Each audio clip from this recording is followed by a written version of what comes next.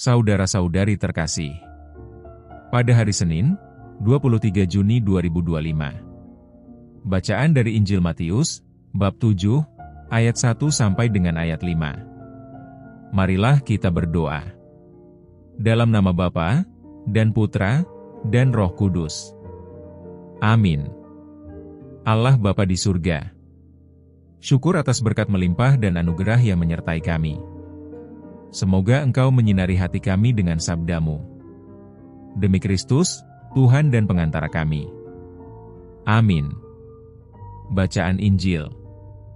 Tuhan bersamamu dan bersama rohmu. Inilah Injil suci menurut Matius. Dimuliakanlah Tuhan. Dalam khotbah di bukit Yesus berkata, "Janganlah menghakimi, supaya kalian tidak dihakimi. Karena dengan penghakiman yang telah kalian pakai untuk menghakimi, kalian sendiri akan dihakimi. Dan ukuran yang kalian pakai untuk mengukur, akan ditetapkan pada kalian sendiri. Mengapakah engkau melihat selumbar di mata saudaramu, sedangkan balok dalam matamu sendiri tidak engkau ketahui? Bagaimanakah engkau dapat berkata kepada saudaramu, 'Biarlah aku mengeluarkan selumbar itu dari matamu,' padahal di dalam matamu sendiri ada balok? Hai orang munafik, keluarkanlah dahulu balok dari matamu sendiri, maka engkau akan melihat dengan jelas untuk mengeluarkan selumbar dari mata saudaramu." Demikianlah sabda Tuhan. Terpujilah Kristus. Renungan. Saudara-saudari yang terkasih dalam Yesus Kristus, pada hari ini kita mendengar bacaan bagaimana Yesus menekankan kerendahan hati, dengan tidak melihat cacat celah orang lain, tetapi melihat kebaikannya.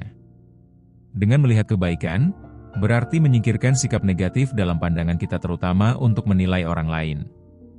Kita menyadari bahwa di dalam diri kita, masih ada kelemahan. Dengan bersikap rendah hati, kita bisa menilai orang lain dengan bijaksana, karena kita melihat diri kita sendiri dan secara positif menilai perbuatan orang lain. Yesus mau mengajar kita tentang arti bertindak adil, dalam arti tidak menghakimi orang lain. Sikap untuk menghakimi orang lain adalah sikap yang tidak solider terhadap, sehingga memunculkan pandangan yang negatif dan akhirnya merendahkan orang lain sampai membuat orang lain sakit hati. Sikap itulah yang tidak dikehendaki oleh Tuhan, karena kita membiarkan diri kita tidak adil terhadap orang lain. Maka saudara-saudari yang terkasih, ketika kita melihat orang lain sedang menderita atau kekurangan atau berada di bawah kemampuan kita, tentunya kita harus mengasihinya, memberikan perhatian dan membantunya, bukan merendahkannya.